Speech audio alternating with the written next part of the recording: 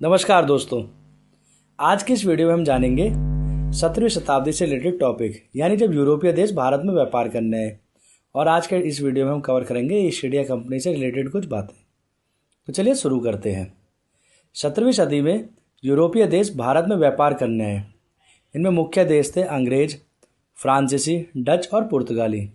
अब ये आए क्यों थे? इनके आने का एक मुख्य कारण ये था क्योंकि उस समय भारत मसाले और कपड़ों के व्यापार के लिए काफ़ी प्रसिद्ध था।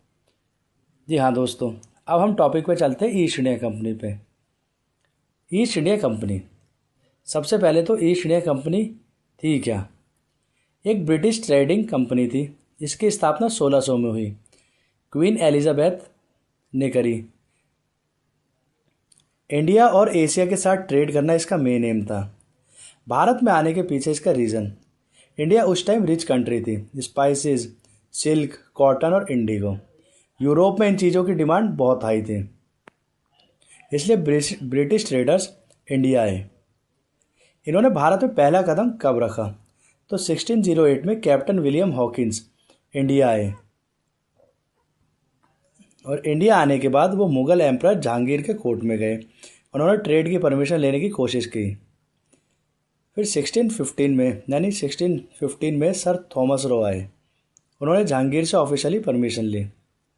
ट्रेडिंग सेंटर्स एस्टेब्लिश्ड कैसे हुए? कंपनी ने अपने ट्रेडिंग सेंटर्स यानी फैक्ट्रीज बनाए।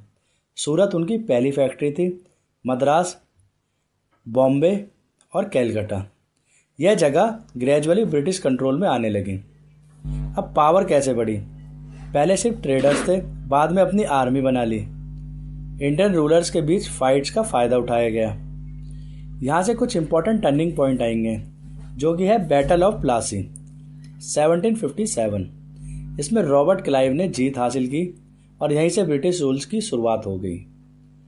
अब कंपनी रूल का एंड होता है। 1857 के रिवॉल्ट के बाद कंपनी के रूल का एंड हो जाता है।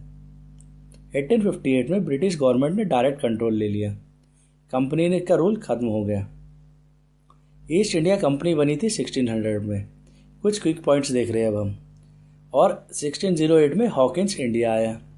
1615 में थॉमस रो ने परमिशन ली और फर्स्ट फैक्ट्री लगी सूरत में।